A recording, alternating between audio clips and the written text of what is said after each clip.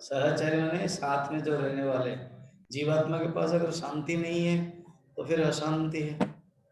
शांति विदेह सुता सहचारी,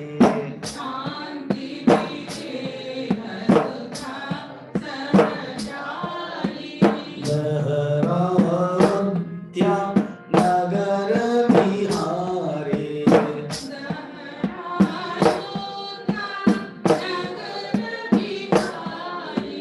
खेलति मम हृदये रामः, खेलति मम हृदये।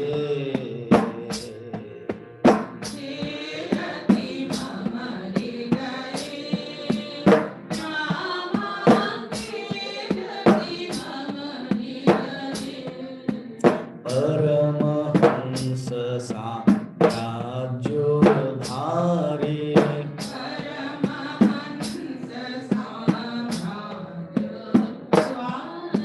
सत्य ज्ञानानंद शरीरी,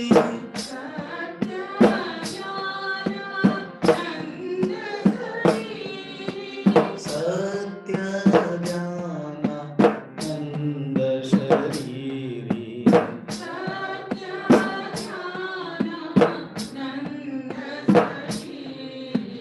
खेलति मम हृदये रामः, खेलति मम हृदये।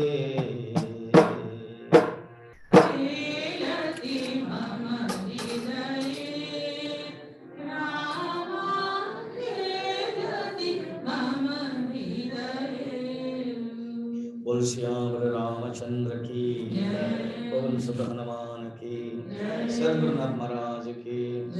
नमः पार्वती पते। खेलती मम हृदय राम, राम मन राम मेरे हृदय में खेलते हैं। रामा नहीं, राम अर्थात राम मेरे हृदय में खेलते हैं। तो भगवान श्री राम अब पूरे उपनिषद के तत्व को निचोड़ दिया है। आप देखोगे जितना आगे आगे बढ़ेंगे उतना डेप्थ है। पहले तो बताया कि देखो देखो ये ज्ञान जो है, ज्ञान स्वतंत्र है। जो वेद को मानने वाले वो कहते हैं कर्म और ज्ञान साथ साथ जाएगा, ज्ञान प्राप्त करने के बाद भी कर्म करना पड़ेगा। मदन मोहन मालवीय, बाल गंगाधर तिलक, मदन मोहन मालवीय ने कर्म के ऊपर इतना महत्व नहीं दिया, ज्ञान को दिया। बाल गंगाधर तिलक ने ज्ञान को ही दिया। तो ये ज्ञान को महत्व दिया है, स्वतंत्र है ज्ञान, भगवान ये कहना चाहते हैं राम गीता में। और जो कुछ लोग कहते हैं ज्ञान के बाद भी कर्म करना पड़ेगा, तो कहते हैं जब वो खुद ही नहीं रहा था कैसे कर्म करेगा? कर्म करने के लिए कोई कर्ता होना चाहिए, तो ज्ञान से तो कर्म कर्ता ही नष्ट हो जाता है। इसीलिए ज्ञान स्वतंत्र है, और ज्ञान का पर्पज ही है, प्रयोजन ही है कि अविद्या और कर्ता भाव को हटाए। इसलिए देयरफॉर साधक को क्या करना चाहिए? मैं इस माया को हटाने के लिए जो वेदांत के वाक्य है, जो आत्म स्वरूप में न इति, शरीर में नहीं हूं, मन में नहीं हूं, बुद्धि में नहीं हूं, ये न इति को हटाना और अपने अंदर वही कालम नयत वेदांत चिंतया, वेदांत चिंतन में काल को समर्पण करे।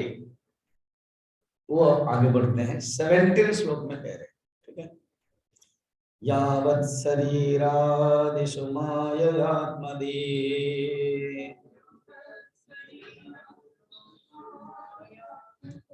स्वामी जी अभी हम लोग तैयार नहीं हुए हैं, क्योंकि अभी ये जो उपमा है और जो गुलाब जामुन है वो अंदर है, उसके लिए अभी थोड़ा सा शरीर के स्तर पर है, उसको उठो और उससे ऊपर उठो करके आत्मस्थिति में लाओ।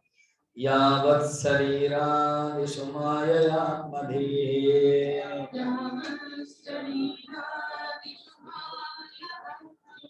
तावद् विधेयो विधिवादकर्मणा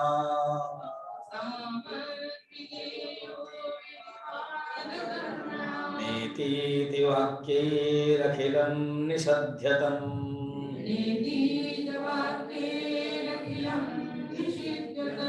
ज्ञात्वा परात्मानमथ त्यजत्क्रियाः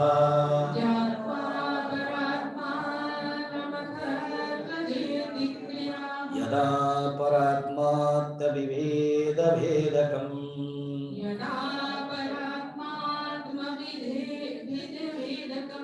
विज्ञानमात्मन्यवभाति भास्वरम्।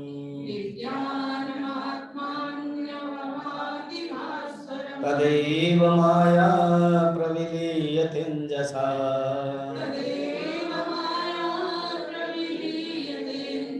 सकारका कारणात्म संसृते।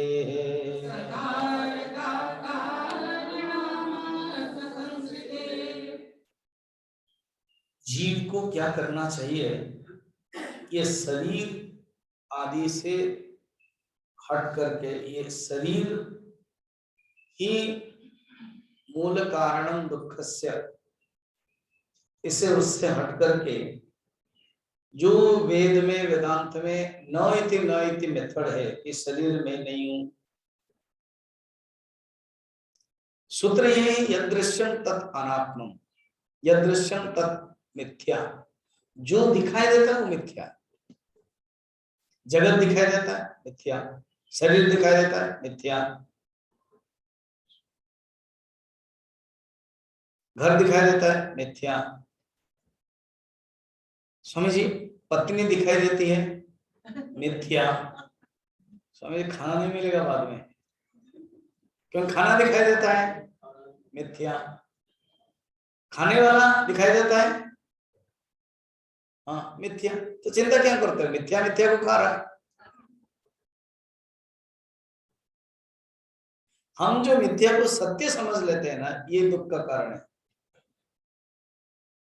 मिथ्या को सत्य समझ लेते हैं। इसलिए इसको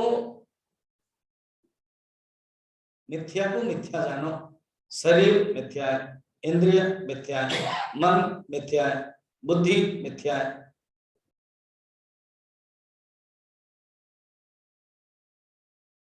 फिर है कौन?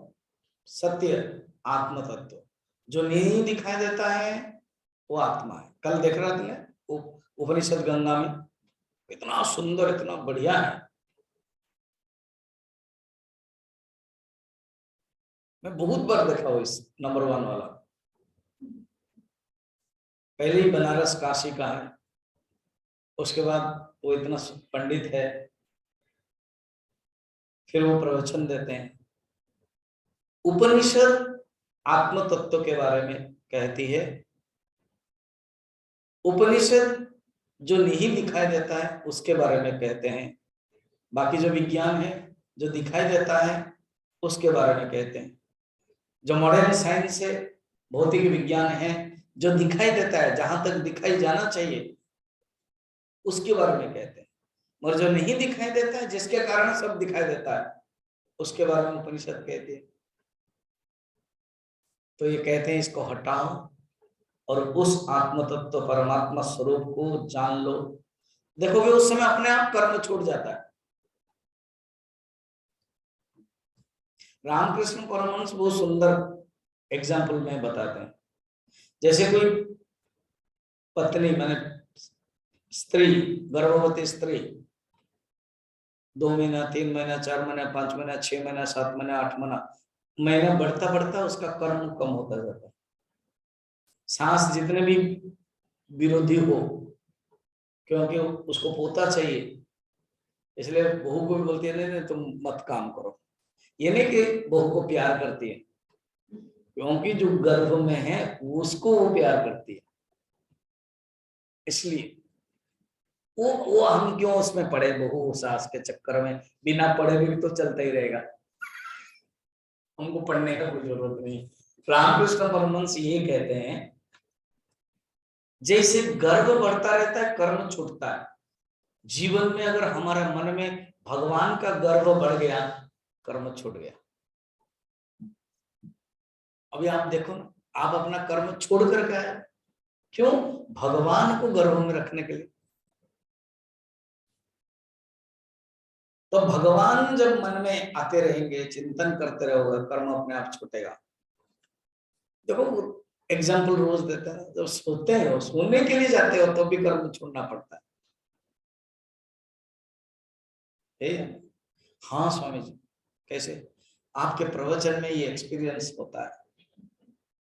आज तो थोड़ा सा उपमा चल गया। जिस दिन परोठा और पूरी होगा ना, अगर हमने पंजाब का परोठा नहीं खाया तो क्या है, खा लिया, कैपेसिटी 3 था, मार दिया 4। वो गरम गरम खिला देते हैं, मार दिया। उसके बाद जो एक्सपीरियंस आपके प्रवचन में होता है ना, वो हम आपको बताते हैं। 2 परिभाषा बताते हैं। क्या? नींद क्या है हम बताते हैं। क्या है? आपके प्रवचन में जो अनुभव होता है उसका नाम नींद है। अच्छा, आपके प्रवचन में जो अनुभव होता है उसका नाम नींद है। फिर मेरा प्रवचन क्या है ना? मेरी नींद में जो डिस्टर्ब करता है वो प्रवचन है ना? तो नींद में ही हम अनुभव करते हैं कि कोई कर्म नहीं है। जब हम कोई दूसरा कर्म करते तो पहला कर्म नहीं रहता।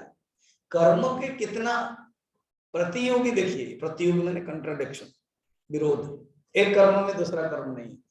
तो कर्म की तो सीमा है। कर्म किम परम, कर्म का जड़म। उपदेश रमन महर्षि कहते हैं, कर्म क्या पर हो सकता है, श्रेष्ठ हो सकता है। कर्म जड़ है, कर्म अपने आप में कुछ नहीं दे सकता है। कर्म करने के लिए 5 तत्व चाहिए, गीता ने कहा। इसलिए स्वतंत्र रूप में ज्ञान प्राप्त करो और ये जो कर्म के जंजाल है उससे हटो। कैसे चिंतन करोगे ना? जीवात्मा परमात्मा का भेद देखा, रामचरितमानस उधर देखो, किधर? शाम का। समझ, अभी शाम का कहते ही थोड़ा कुछ डर लग रहा है। क्यों? 7 प्रश्न पूछने वाले जरूर आपने याद दिला दी तो क्यों नहीं पूछूं। स्वामी जी आप ही नहीं याद दिलाया, हम थोड़ी याद दिला, हम तो ऐसे ही सुन सुन के भाग जाते थे। अब अभी याद दिया। 7 प्रश्न। नंबर 1, नंबर 7 बस गए भेद। नंबर 6 ईश्वर। जीव अब जीव ही हिलाती रहती है। नंबर 3 माया। नंबर 4 भक्ति। ठीक तो बोल रही है, भक्ति। नंबर 5 हो गया ईश्वर। नंबर 6 जीव। नंबर 7 भेद।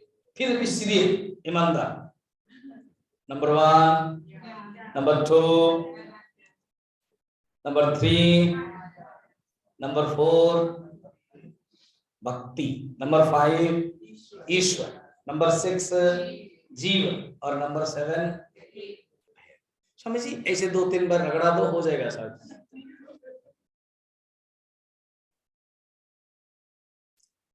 7th नंबर जीव और ईश्वर के जो भेद है देखो यही कर रहे हैं 18 नंबर ये जो हम अपने आप को भेद समझ लेते हैं।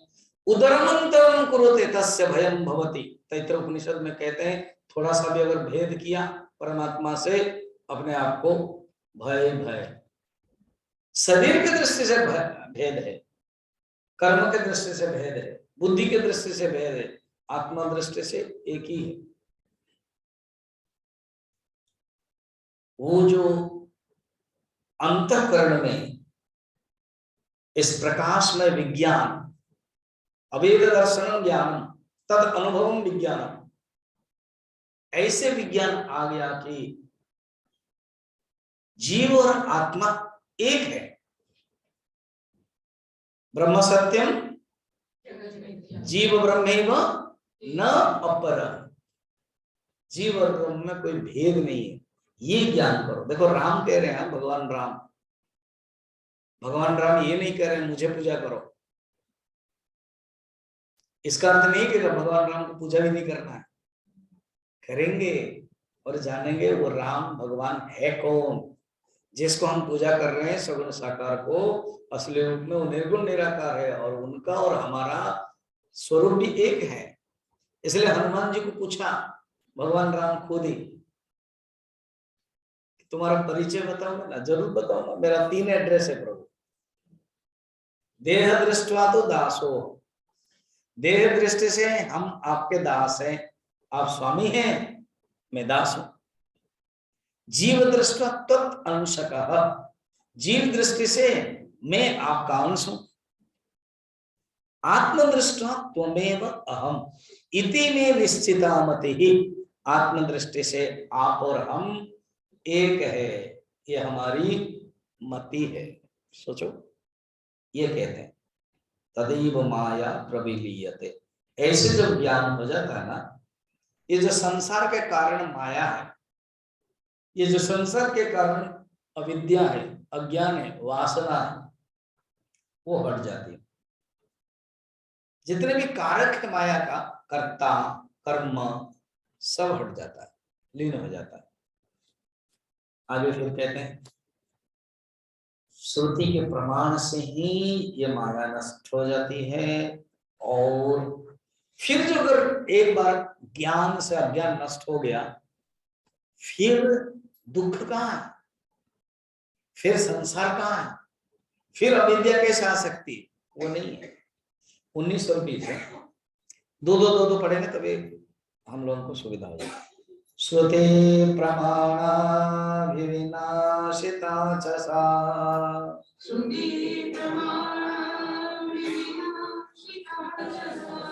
कथं भविष्यत्यपि कार्यकारिणे,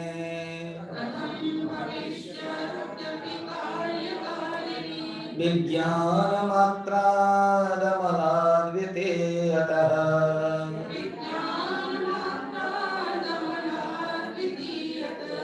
तस्माद् विज्ञान पुनर्भविष्यते।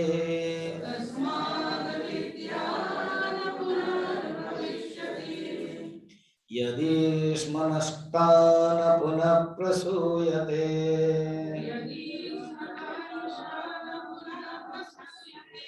कर्ताहमस्येति मते कथं भवेत् तस्मात् स्वतन्त्रा न किमप्यपेक्षते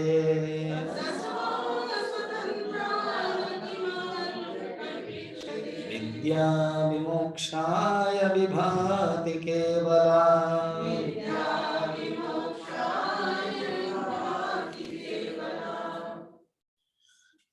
यही श्रुति का वेदांत का अर्थ है। श्रुति माने शास्त्र।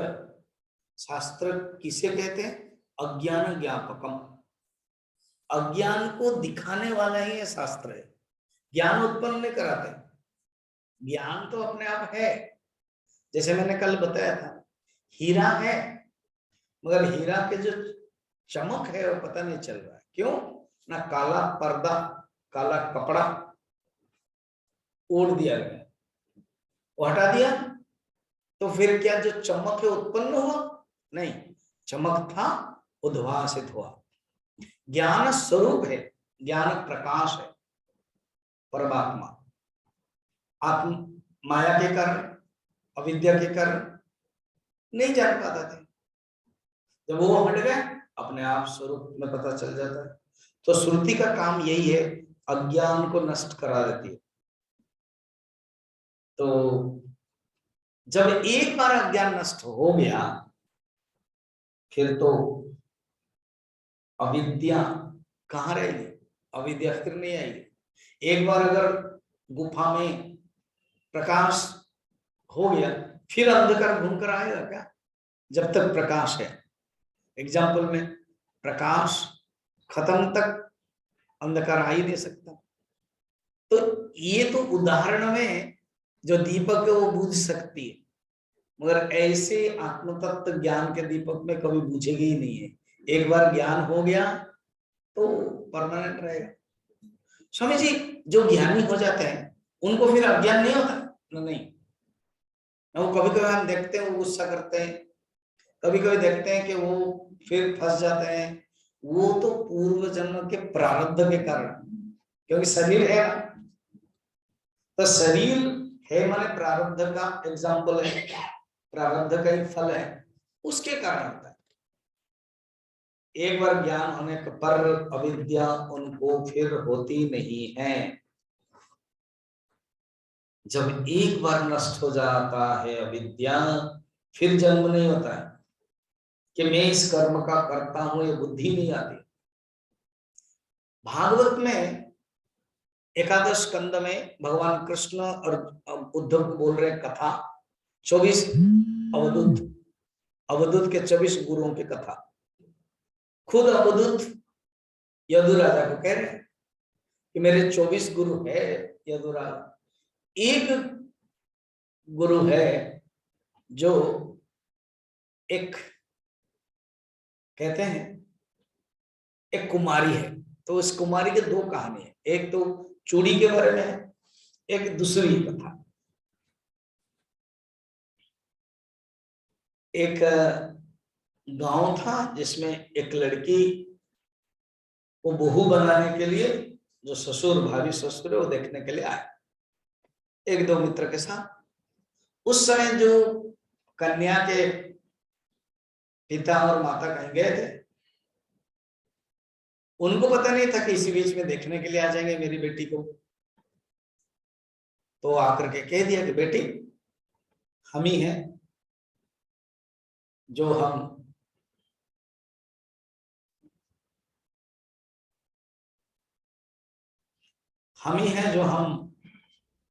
तुम्हारे बेटे मैंने मेरे बेटे को तुम्हारे साथ विवाह करवाने हैं।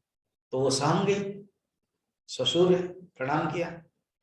कुछ तो देना है, गरीब के घर है, पिता माता जी को भी पता नहीं था। तो ऊपर कुछ धान था, वो धान रखते हैं जमीन में डालने के लिए, अनाज। तो सोचा कि ले आऊं और थोड़ा सा भून दो तो चूड़ा बन जाएगा, तो चूड़ा तो दे दो। तो वो भून रही थी, उनको पता लगा ये कुछ कर रही है। कि बेटी चिंता मत करो, कुछ मत करो, अभी तो कहाँ धान को भून रही हो, जान लिया हो, बस तुझे देखा, अच्छा लगा तेरा भाव, तेरी समर्पण, बस मैं कह देना तुझे मैंने पसंद किया मेरे बेटे के लिए, चले गए। अब वो फिर आई, प्रणाम किया, पानी तो दे दिया था, फिर दरवाजा तक आई, गई से कैसे गए, इसी बीच में ही जो धान है आग में ही है, अब तुरंत निकाल दिया, अभी जरूरत नहीं है, उस धान को फिर रख दिया। ये गुरुदेव कहानी बड़ा सुंदर से बोलते थे। तो बेटी शादी हो गई और पहला गर्भवती है, मायके घर आते हैं, आई, पिताजी बड़े दुखी होकर बैठे,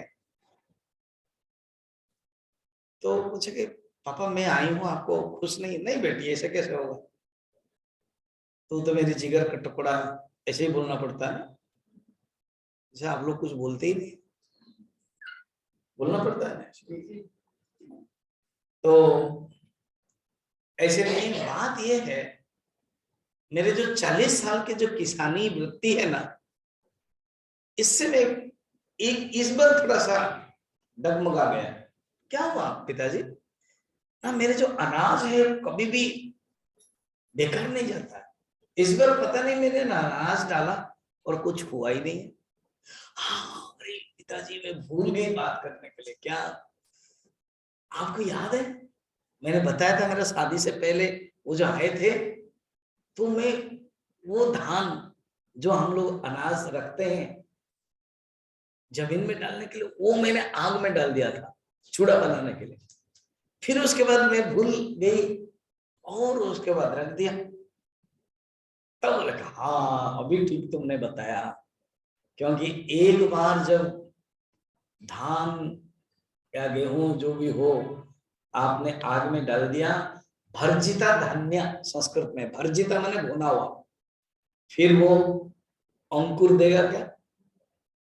इस एक ही बार ज्ञान से, ज्ञान अग्नि से जब जल गया, अविद्या जल गई, फिर उसी बीज से फिर कर्म रूपक अंकुर आएगा ही नहीं। फिर काम करेंगे कि नहीं? काम होगा, काम होगा, मगर वो अपने आप में अहंकार नहीं रहेगा। जैसे कल मैं बता रहा था, दो ईगो होता है, एक होता है टेक्निकल ईगो और एक होता है प्रॉब्लमेटिक ईगो। प्रॉब्लमेटिक ईगो और टेक्निकल ईगो, प्रॉब्लमेटिक ईगो है हमारे पास, कैसे जाने? कोई भी काम करते हो अगर प्रॉब्लम करता है, कहां गए प्रॉब्लम, बातें किया प्रॉब्लम, जहां पर प्रॉब्लम होता है तो जानना के प्रॉब्लमेटिक ईगो। मगर जब टेक्निकल ईगो ने आप गए, कोई बुलाया आप गए, साथ बैठे अब सब किया, फिर वापस आए।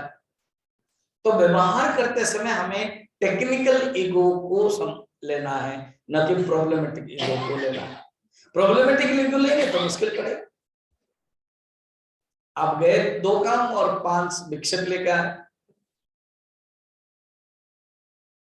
इसलिए आप टेक्निकल ईगो का सहारा लीजिए। तो यहाँ कहते हैं देखो ये कर्म का कर्ता नहीं रहता, माने प्रॉब्लमेटिक ईगो हट गया है, इसलिए ज्ञान स्वतंत्र है। जीव के मोक्ष के लिए कोई कर्मादि की अपेक्षा नहीं रहती। कर्मों के स्थान क्या है?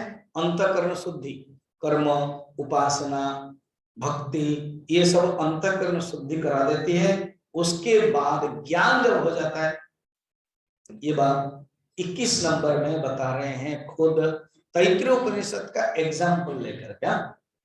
सातैत्तरीय श्रुतिराह सादरम्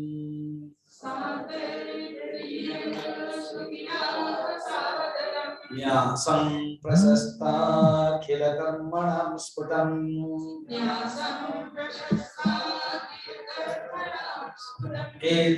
एतावदित्याह जवाजिनां श्रुतिः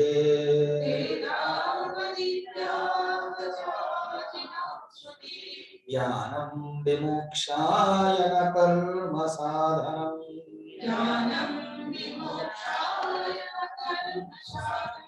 विद्या समत्वेन तु दर्शितस्त्वया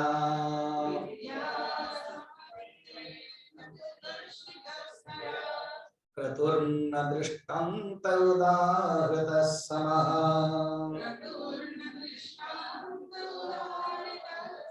फलैः पृथक्त्वाद् बहुकारकैः क्रतुः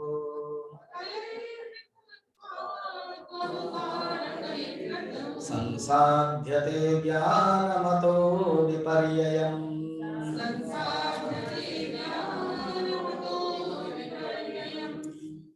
उपनिषद में, तैत्तिरीय उपनिषद में भी है, इस परमात्मा तत्व को प्राप्त करने के लिए न कर्मणा न प्रजया धनेन त्यागेन अमृतत्वमानशुः, कर्म के द्वारा उसको प्राप्त नहीं कर सकते हो, प्रजा के द्वारा उसको प्राप्त नहीं कर सकते हो, धन के द्वारा उसको प्राप्त नहीं कर सकते हो, केवल त्याग से, त्याग करोगे तभी ज्ञान प्राप्त होगा। यह ऑलरेडी उपनिषद ने यह बताया, न्यासम प्रशस्ति खिल कर्मणां स्फुटम, कर्म के न्यास से होता है, कर्म के संन्यास से अधिकारी बन जाता है। और बृहदारण्यक उपनिषद में भी है बाजसनेय शाखा, उसमें एतावद इस प्रकार की उस शाखा में भी बताया कि मोक्ष का साधन क्या है, कर्म है, ज्ञान है, कर्म नहीं है। ज्ञानम विमोक्षाय न कर्म साधनम, ये बताया। एक बार ज्ञान प्राप्त करने से नान्य पंथा विद्यते अयनाय, इस ज्ञान को प्राप्त करने का, मोक्ष को प्राप्त करने का उपाय केवल एक ही पंथा है, रास्ता है, ज्ञान। नैवास्ति किंचित कर्तव्यमस्ति न चैन्न सतत्वविद, एक बार उस ज्ञान को प्राप्त करने पर फिर कुछ भी बाकी नहीं रहता। गीता में भी तृतीय अध्याय में भगवान कहे कि उस योगी को कोई कर्म नहीं रहता, कोई इच्छा ही नहीं रहता, और जो मोक्ष है वो ज्ञान से ही संभव है, ज्ञानादेव तो कैवल्यम। इसलिए भगवान याद कर रहे, जो प्रश्न पूछा था ना 11, 12, 13 श्लोक में, याद है? तो उसमें जो उन्होंने एक एग्जाम्पल दिया था कि यज्ञादि का दृष्टांत दिया था, कहते नहीं ये यज्ञादि के दृष्टांत से, यज्ञ से केवल अनेक कारक निर्भर करता है यज्ञ में, और फल अलग अलग है, यज्ञ का फल अलग है, ज्ञान का फल अलग है। तो इसलिए तुम इस प्रकार के चिंता मत करो उस ज्ञान तत्व का। फले पृथक्त्वाद बहुकारकै क्रतुः, बहुत से कारकों से सिद्ध होता है कि ज्ञान और कर्म अलग अलग है, विपरीत है। इसलिए तुम उस चिंतन में मत रहो कि ज्ञान कर्म से ही सब कुछ प्राप्त कर सकते हो, वो नहीं। ज्ञान प्राप्त करके अपने जीवन को धन्य बनाओ। 23 नंबर में कहते हैं कि देखो, तुम्हारा अगर मन में प्रश्न है क्या कि नहीं मैं कर्म अगर नहीं करेंगे तो दोष होता है, ये वेद में भी है, वर्णन है, कर्म अगर नहीं करेंगे तो दोष होता है। तो उस दोष को दूर करने के लिए क्या कह रहे हैं देखना, कहता है ऐसी बात नहीं है। सप्रत्यवायो ह्ययमित्यं नात्मधेः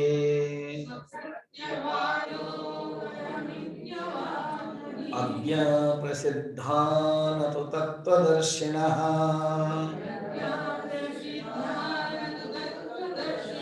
तस्मादुदिस्त्याज्यमिविक्रियात्मने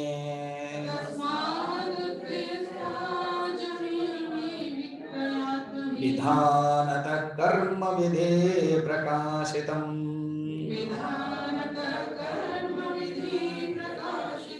वेद के कर्मकांड में वर्णन है कि अकर्णे प्रत्यवाय, ये सूत्र है, जैमिनी सूत्र में भी है, सबका अपने अपने दर्शन का नियम है ना।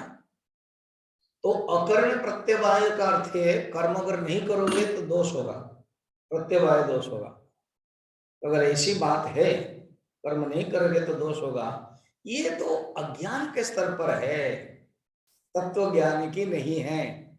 क्यों? अज्ञान अपने कर्ता को लेकर चलना पड़ता है, मैं को लेकर चलना पड़ता है, मगर ज्ञानी तो मैं को हटा करके चलते हैं।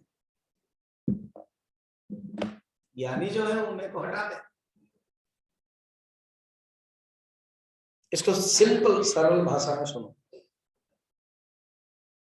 जो भक्त होते ना वृंदावन में, जो भक्त होते वो एक ही मंत्र गाते, दासोहम दासोहम दासोहम। अर्थात राधा माँ है और कृष्ण पिताजी हैं, हम कौन है? दास, दास हो दास। एक ऐसी राम गीता के ज्ञाता, अध्यात्म रामायण के अध्यात्म ज्ञान के वो जो ज्ञाता है, सन्यासी है, अहम ब्रह्मास्मि करने वाले हैं, वो घूमते घूमते वृंदावन आ गए। उनकी आदत है सोहम सोहम सोहम ऐसे करने की आदत है। तो एक बार स्नान कर रहे थे, उठे तो एक ने भक्त ने कहा कि ऐ वैष्णव है, तुमको पता नहीं आप वृंदावन है, कहाँ सन्यासी आ गए हैं, सोहम सोहम करते रहते, यहाँ दासोम दासोम करना है। तो उन्होंने बड़ा बाकायदे में पूछा और उसके बाद कहा, पता है तुम्हारे जो कृष्ण है वो चोर है? ये क्या बात है, हम बोल रहे हैं कि तुम सोहम सोहम कर रहे हो, यहाँ दासोम दास करना है, और हमारे कृष्ण को बोल दिया चोर है ना। देखो ये जो चोर है थोड़ी हमने बताया, तुम्हारे ही वैष्णव अग्रगण्य रूप गोस्वामी ने बताया। ब्रजैकनन्दनं नवनीतचोरं गोपीकायातो हृदयस्य चोरं राधिकायातो अङ्गनानां च चोरं चोराग्रगण्यं पुरुषं नतोऽस्मि। ये तुम्हारे ही स्वर गोस्वामियों में बताया कि कृष्ण चोरों का सरदार है ना। तो तुम क्या कहना चाहते हो ना? मैं भी तुम्हारे जैसा दासोहम कर रहा था, तो देखा एक दिन तुम्हारा कान्हा आया, बचपन से ही चोरी करने की आदत है, तो आके देखा कि क्या लूं, मेरे पास कुछ नहीं था, कुछ नहीं, केवल एक लंगोटा पहन करके मैं ध्यान कर रहा था, कमंडल नहीं, और उसको चाहिए दही, उसको चाहिए माखन, उसको चाहिए, कुछ नहीं है। देखा और बिना लेके हो जाएगा नहीं, वो भी उसके भी आदत है, एक बार घुसा तो कुछ ना कुछ लेके जाएगा। तो देखा कि कुछ भी नहीं है, तो मैं बोल रहा था दासोहम दासोहम, देखा कि ये सुविधा है, मेरे से दा हटा लिया, दा ले लिया, तब से मैं क्या कर रहा हूँ? सोहम सोहम। कितना सुंदर कथा है। वो भी चुप हो गया। अल्टीमेटली सबके अंदर से दा हटना पड़ेगा।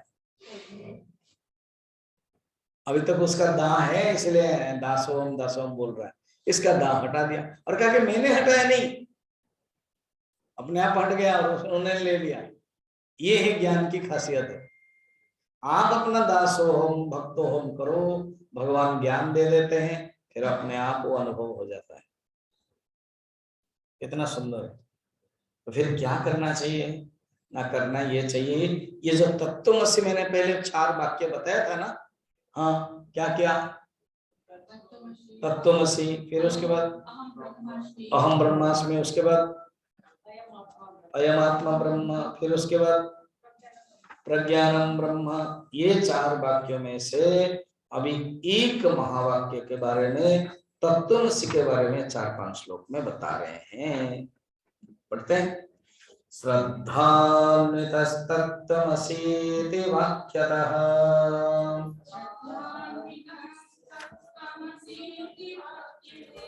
गुरो प्रसादादपि शुद्धमानसः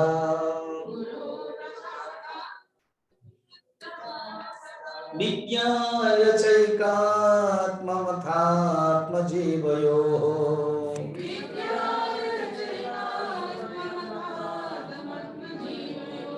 सुखी भवेन्मेर्विपाप्रकम्पनः।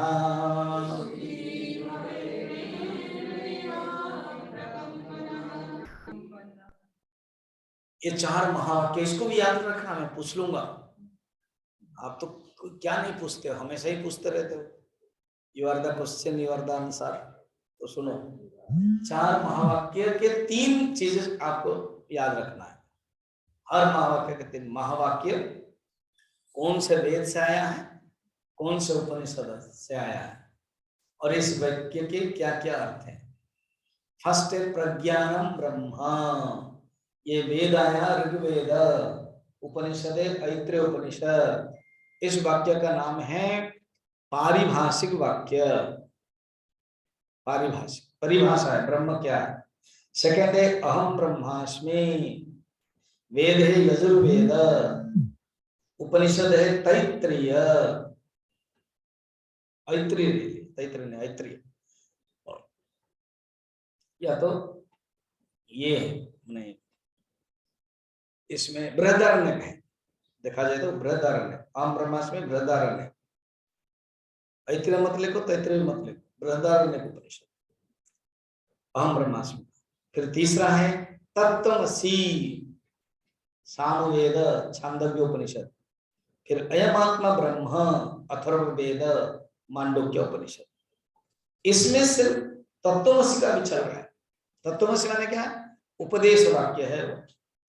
गुरु कहते हैं तत्त्वम असि, वो जो तत्व माने दाट, वो जो परमात्मा तुम हो, ये बताते। देखो श्रद्धान्वितो तत्त्वमसि इति वाक्यतः, कहते हैं जिसके पास श्रद्धा नहीं है वो तत्त्वमसि वाक्य को ठीक से समझ नहीं सकता। शुद्ध चित्त होकर के, चित्त शुद्ध मानस होकर के, गुरु की कृपा से, गुरु के मुख से तत्त्वमसि सुन करके उस महावाक्य को अपने अंदर चिंतन करके जीवात्मा और परमात्मा का ऐक्य जान करके जितना भी अज्ञान है सब नष्ट होता है। जैसे सुमेरु पर्वत स्थित है, अपने आप को स्थित स्थिर सुख जीवन में रहता हो, ऐसे वो करता है। तो कैसे तत्त्वमसि का चिंतन करना है, खुद ही भगवान बता रहे हैं। क्या हम बता रहे हैं कैसे करना है? क्या 25 नंबर पढ़ा हमने, 25 आदौ आदौ पदार्था भगतिरेह कारणम,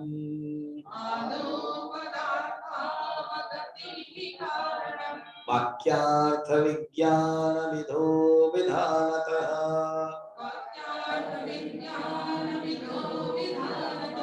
तत्व पदार्थो परमात्म जीवको,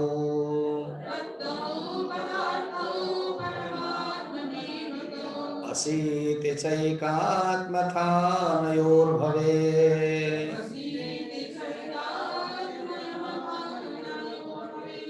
कहते सुनो सुनो सुनो, कहते किसी वाक्य के अर्थ को जानने के लिए ना पहले पद के अर्थ को जानना चाहिए।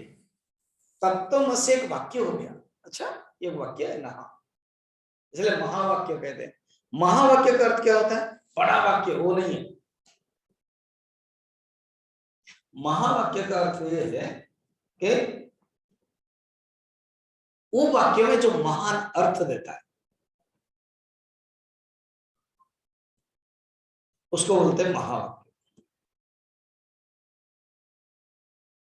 लगभग ज्यादा लोग नहीं है, 20 लोग, फिर भी ना कुछ लोगों का पूरा जो जैसे खाना खाते हैं पूरा आकंठ तक है ना, हाँ ऐसे खाना खाते हैं।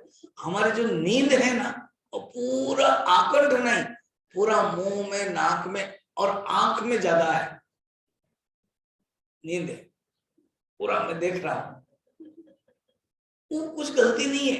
अच्छा इधर बोल रहे हैं नींद आ रही है, इधर बोलते हैं गलती नहीं है ना। हाँ अभी मैं 20 तारीख के इनके घर में प्रवचन दे रहा था, एक ने प्रश्न पूछा लास्ट में, क्या पूछा वो मेरे YouTube में आप सुन सकते हो, है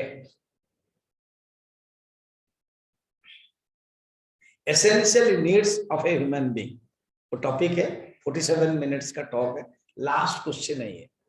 मैं कहा स्वामी जी जब हम ध्यान करते हैं उस समय नींद क्यों आती है? उसने ये नहीं पूछा स्वामी जी हम नाश्ता के बाद जब आपका प्रवचन सुनते हैं तो नींद क्यों आती है? उन्होंने सुना नहीं ना, इसलिए पूछा नहीं। और आप पूछोगे नहीं, क्यों? डंडा खाओगे। मगर है सबके अंदर आती है। क्यों आती?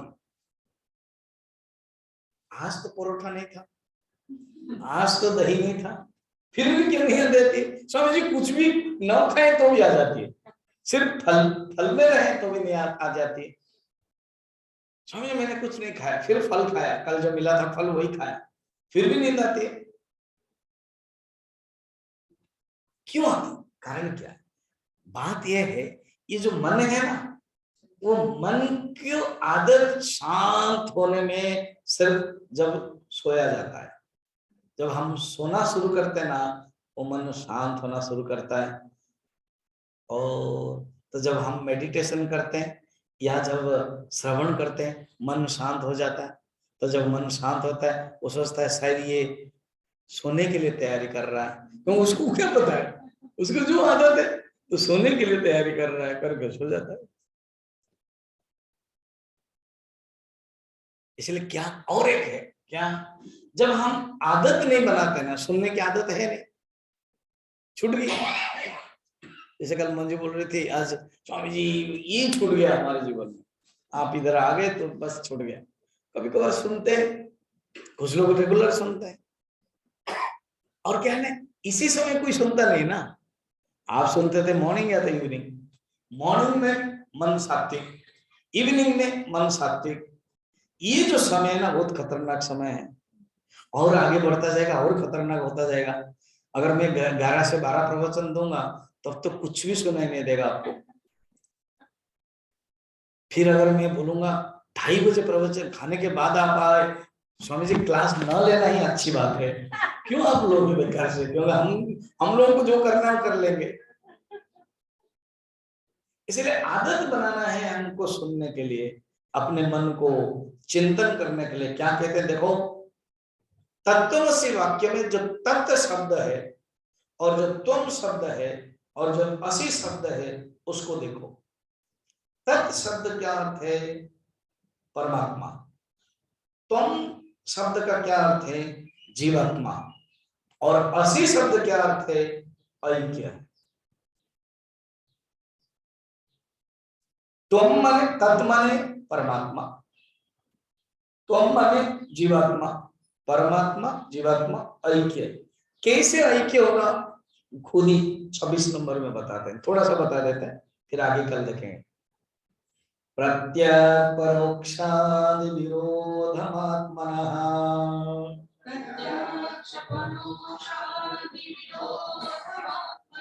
विहाय संगृह्य तयोश्चिदात्मताम् संशोधितं लक्षणया च लक्ष्यताम् ज्ञात्वा स्वमात्मानमथाद्वयो भवेत्।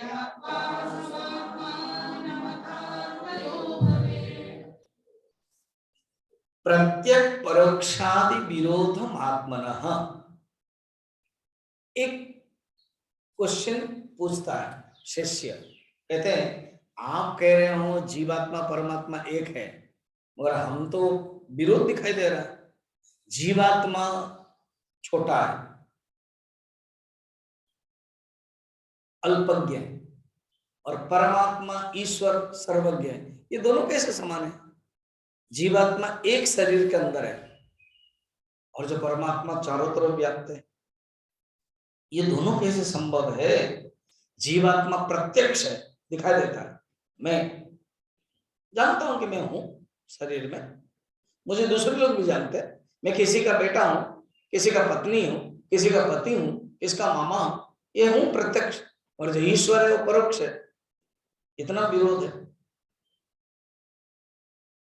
एक कैसे उसका एक ही भाव करेंगे? तो कहते ठीक है, उसका एक मेथड है। उसका क्या मेथड है? वो उसको बोलते हैं, एक होता है वाच्यार्थ और एक होता है लक्ष्यार्थ। वाच्यार्थ में तो विरोध रहेगा ही रहेगा, मगर उसका जो लक्ष्यार्थ है उसको जानना चाहिए। तो 27 में श्लोक बोलते हैं, उसको पढ़ते हैं, फिर कल इसको डिटेल बताएंगे। एकात्मकत्वा जहते न संभवेत् तथा जहल्लक्षणता विरोधतः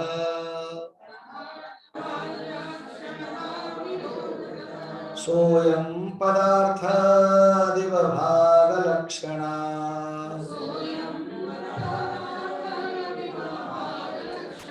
युज्येत तत्त्वं पदयोरदोषतः।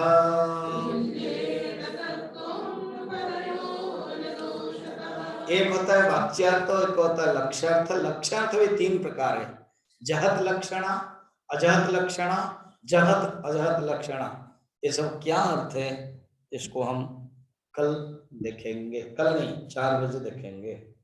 ओम पूर्णमदः पूर्णमिदं पूर्णात् पूर्णमुदच्यते पूर्णस्य पूर्णमादाय पूर्णमेवावशिष्यते। ओम शांति शांति शांति। हरि ओम। श्री गुरुभ्यो नमः। हरि